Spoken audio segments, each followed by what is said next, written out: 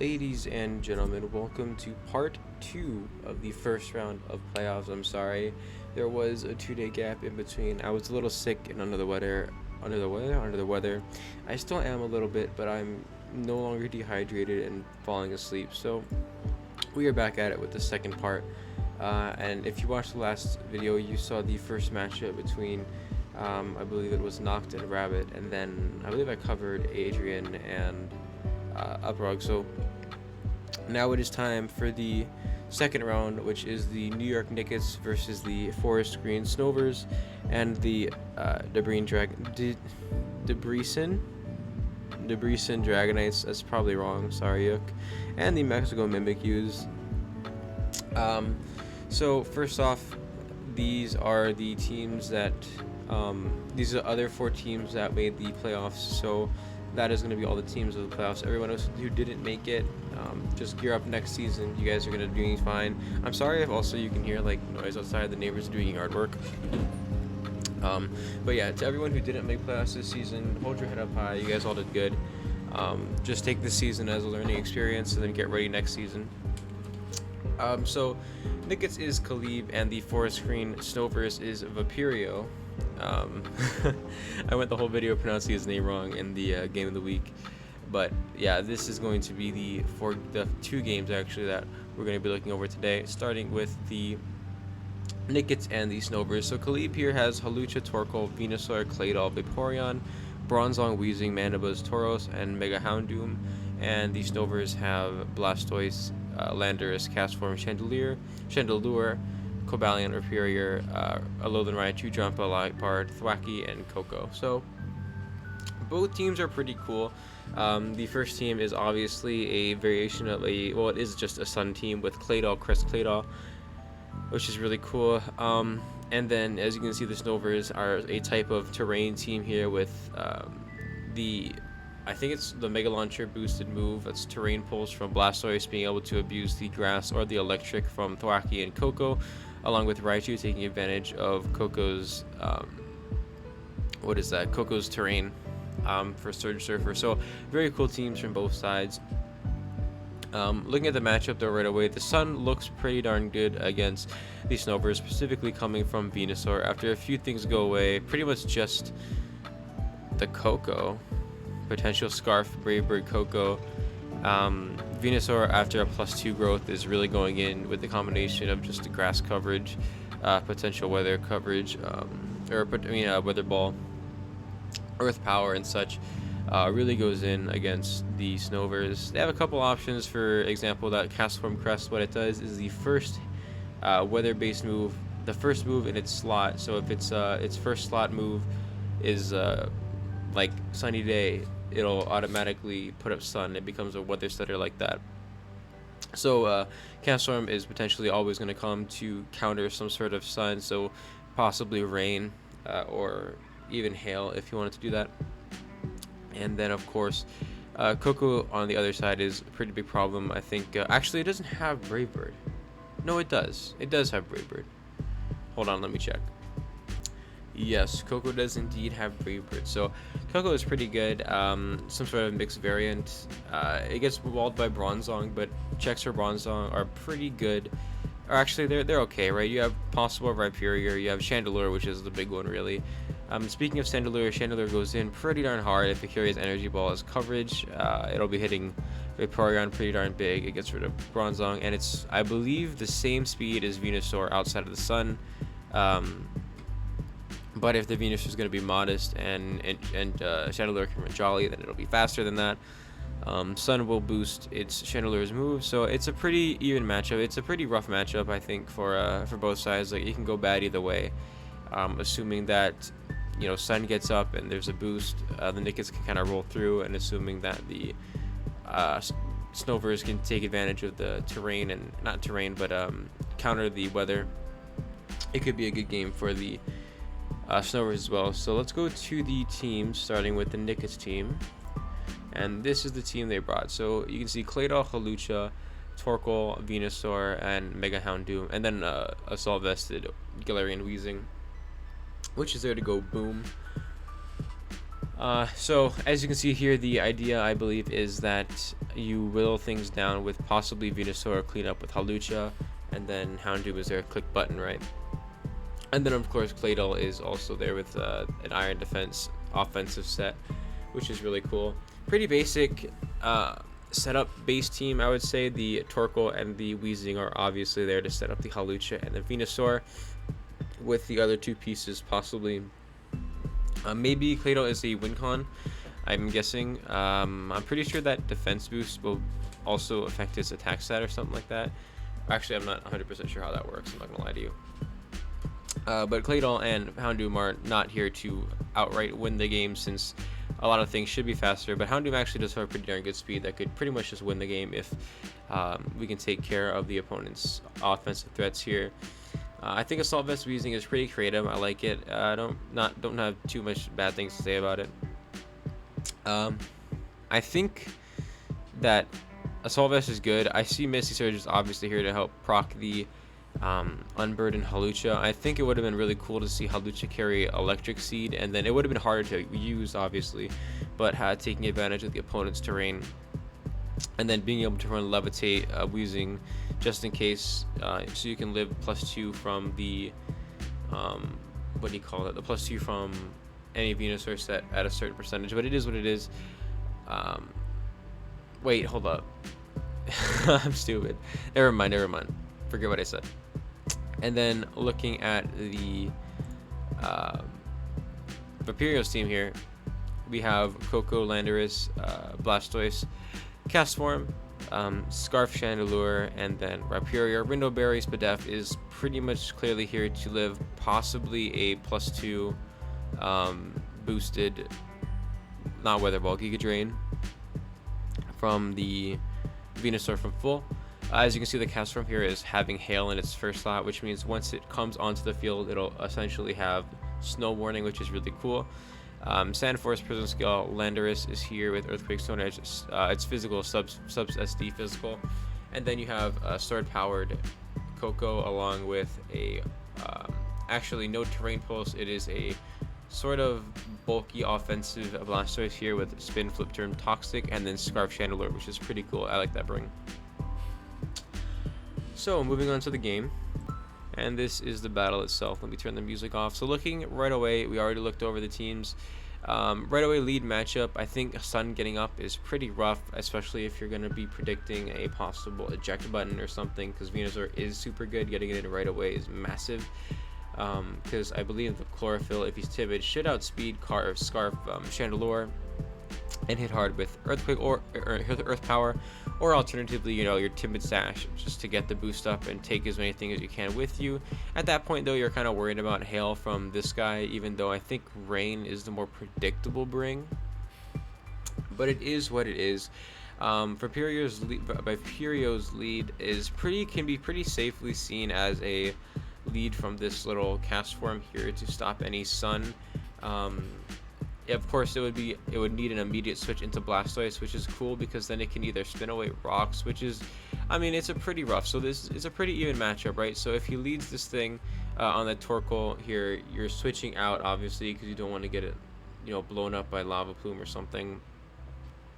Possible rocks on the Viperio or the Blastoise, which means you need to spin away, which invites one of the bad guys in here, which isn't the worst case scenario. So I think that it's easier to play around if he leads this guy, or you know, Viperio could be fine, or this guy, but this is physical, so you know, it is what it is. Kalib, I think, is better off not leading his setter here. I think he's possibly better off leading the Houndoom. Houndoom handles pretty much everything pretty well in this, at least his viable leads, as he knows. Not good, super good for Viperio, but he has a switch into Viperio. Actually, and he doesn't really have a switch into Viperio, actually, which is something he has to worry about. I think that makes this little guy his best lead, just because if he leads Viperio, that's a problem. So going ahead, Claydol leads, yeah, against the Blastoise. So good leads by both sides.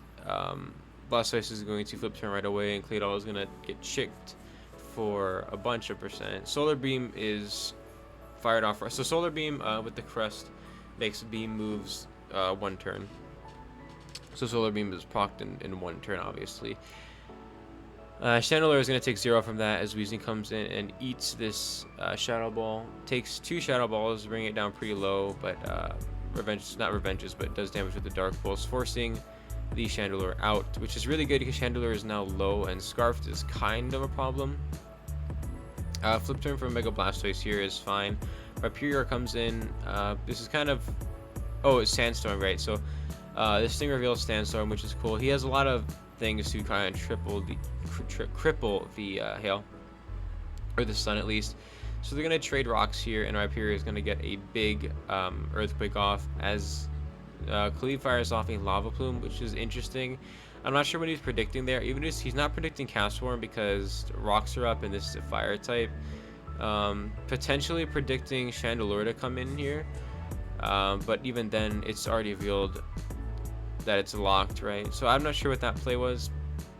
I think spin or switching out was better, but now his guy is completely dead, right? Like he has no way to remove these rocks anymore, and so he's no longer got suns. So he switches out into Clay, unless this thing has spin and I'm an idiot. He's immune to Earthquake, so it does absolutely 0. Ice Beam is going to come out here and do nothing as Ice Punch from Viperio comes out. So for this, Viperio is putting in a lot of work, and he's no longer worried about Sun because unless this is Boots and I'm an idiot. Unless that's Boots and I'm an idiot. Even then, even if it is Boots, it's only one more switch and he has this Castform. Blastoise comes in here and is going to kill this Claydol with Flip Turn, which is really cool. Good for Viperio.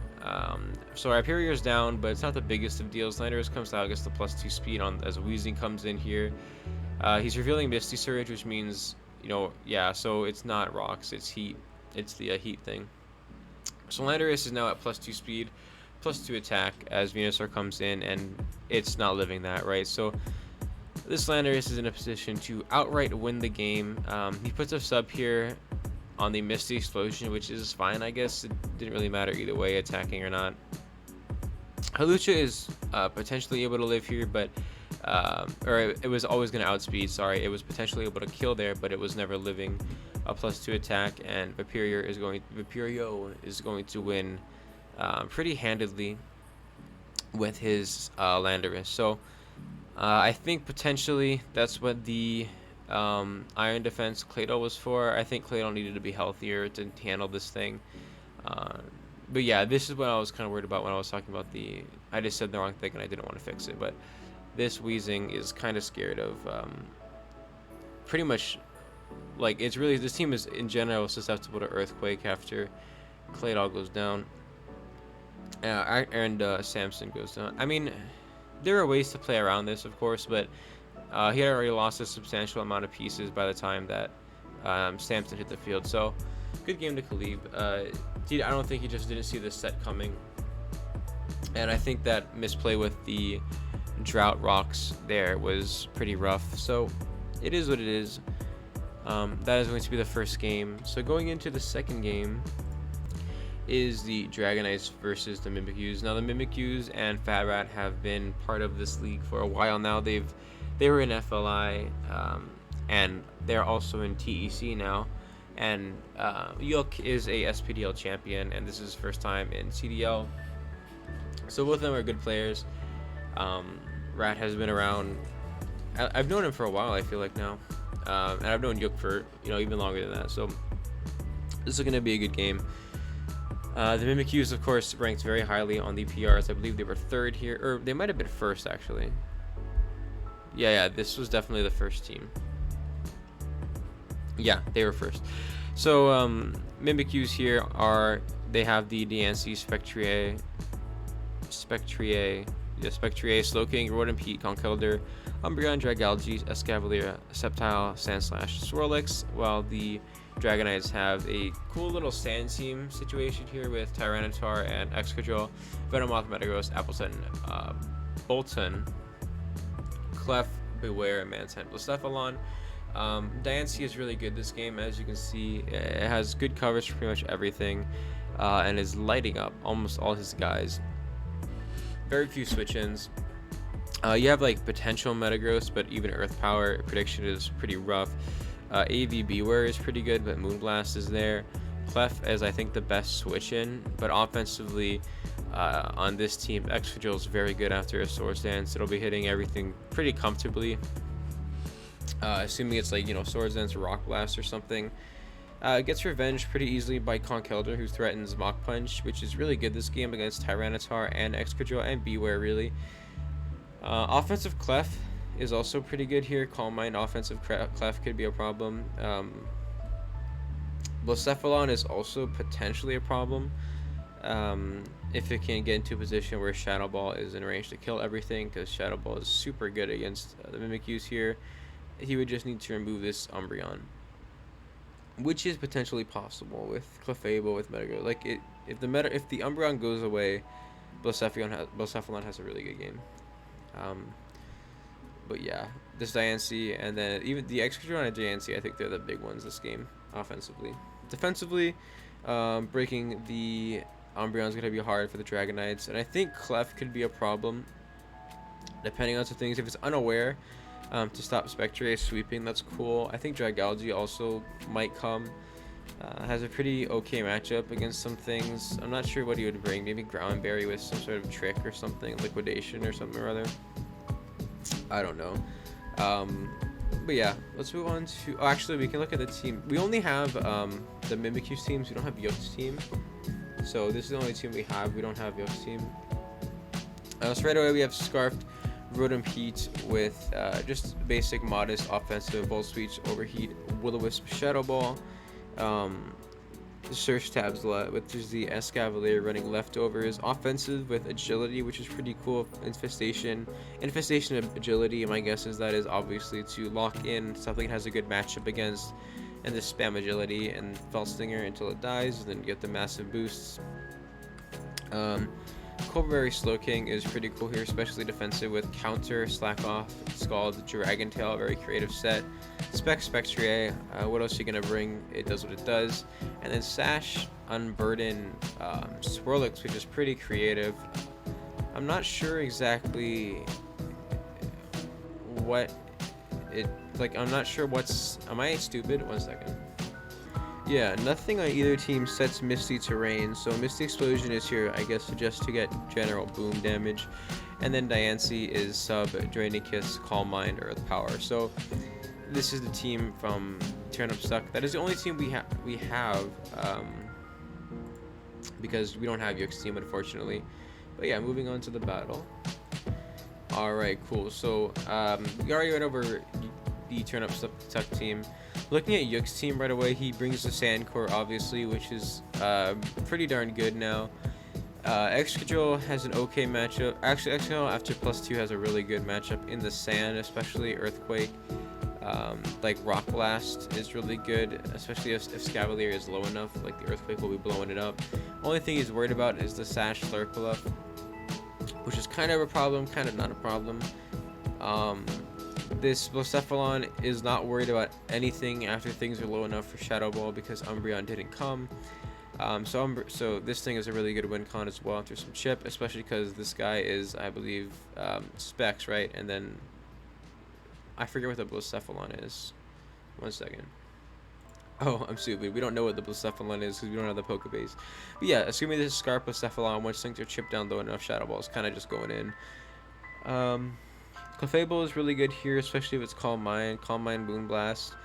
You know, some like, I don't know, even like Water Pulse or something silly, or coverage for Diancie. And then Flamethrower is cool. So yeah, this is leads. This is pretty tough. I think that Turnip Suck's win con kind of ish, or the setup guy, this guy doesn't really like anything it's matched up against except potentially Tyranitar if it's not fire coverage Tyranitar, or the Mantine, but even then you're risking burn and haze and everything, so this set's gonna be pretty rough to pull off. But yeah, let's just get into it already. I'm talking too much. So Yook leaves Metagross on the Swirlix, which is going to live. Did it live for real, or was that the thing that, I think it lived? Yeah, it totally just lived for real. It actually just lives Zen Headbutt, which is cool. But Swirlix is going to set up webs, which is good. That makes Exeggutor not as strong. Escavalier comes in here and clicks Infestation. So matching up against Mantine is one of its better matchups, but you're obviously worried about Burn. You're worried about Haze. So there's a lot of things you can be worried about. Slowking gets Toxic here, which really sucks, as Dragon Tail comes out and forces in Clefable, which is not very good for... yeah, so Wish comes out. That's not very good for Rat. I'm going to slow this down a little bit. He does manage to get a Will-O-Wisp on the Tyranitar, which is pretty good, but T-Tar isn't as big a threat as Excadrill, and now that webs aren't up, Drill is still very much a big threat. King comes out here on the Tyranitar. Colbur is obviously to live a Crunch or something, as T-Tar gets Rocks up, which is even worse because this thing is not Boots, as we talked about. So that's going to be whittling away at it very easily. The counter, oh, I get it. Counter was that was to live Crunch and kill with counter on Clefable, or not on Clefable, on the Tyranitar, but it didn't work. Clef is running Aromatherapy, which is really nice. I think he was predicting probably Spec Will-O-Wisp, or possibly even just a Rotom Heat Will-O-Wisp. So Slowking is going to be slowly chipped down, Sand is up, Rocks are up, and it was just a really poor situation to be in. This looks like a free sub for Diancie though, potentially, if it doesn't Mega. Even if it does Mega, yeah, it's going to get the free sub, which is nice. And then, of course, a little bit of damage on this Metagross, but, you know, Metagross is possibly carrying Weakness Policy, so this could go really bad. Metagross here is going to get hit by the Earth Power, not proc Weakness Policy, which is really good, as Escavalier comes out in here to eat another Bullet Punch. So once this Metagross goes away, and if you can manage another sub, it's kind of good for Diancie, depending on whether or not this is Scarfed or not. Actually, yeah, well, it depends. But yeah, getting another sub up for Diancie is really good. Rotom here comes in and reveals not Boots and clicks Overheat on Tyranitar, which completely eats that attack. And now Tyranitar is in a position to do whatever it wants. It can dance, it can double. This guy is not staying in. It's going to click Pursuit, which was unbanned. So that thing is now officially 150% dead, as the Slowking comes out and the counter trick will not work anymore. Yook has no reason to stay in, knowing that counter is an option. He goes straight into Clefable on the Slack Off. Slowking was pretty important to win this game. It's now kind of impossible for it to win alone anymore, because it cannot deal with the Blacephalon, especially now that Rotom is so low. And I believe Diancie is pretty low as well, yeah. So winning this game is going to come exclusively off of Diancie getting a free sub up, which Yook is not going to allow, right? Metagross is now back at full HP thanks to that Wish, and Thunder Punch comes out here to hit Slowking pretty big, as Slowking clicks Dragon Tail, and is now going to die from Toxic, which really sucks. So King is not dead. Yeah, King's dead. And now he has really no switches to Drill. He can't answer anything anymore, especially after Sand. Spectrier comes in here and is now risking the Blacephalon being Scarfed, which it is. And now Blacephalon, as we talked about earlier, now just pretty much wins the game. Diancie, I believe, should die here, 50% from Shadow Ball. Yep, it dies. And then, of course, Rotom dies. And then it doesn't even matter what happens to Escavalier anymore, because Tyranitar, Excadrill, you know, everything here can handle this thing. But Shadow Ball at +2 does kill. So two big, not sweeps, but very one-sided games for the two of the first rounds of playoffs, which is totally fine. Stuff like that happens. This was a good game. This is a good performance by both Yook, and Yook took over halfway through the season, and of course Rat did excellently, and he was also juggling, participating in TEC at the same time. So just a good performance season-wise overall by Rat, who lost in playoffs, but Yook is an SPDL champion for the highest division, and you know, Rat is juggling 2 leagues at once, and not an excuse or anything, but Yook is just a very good player. So it's just going to happen sometimes.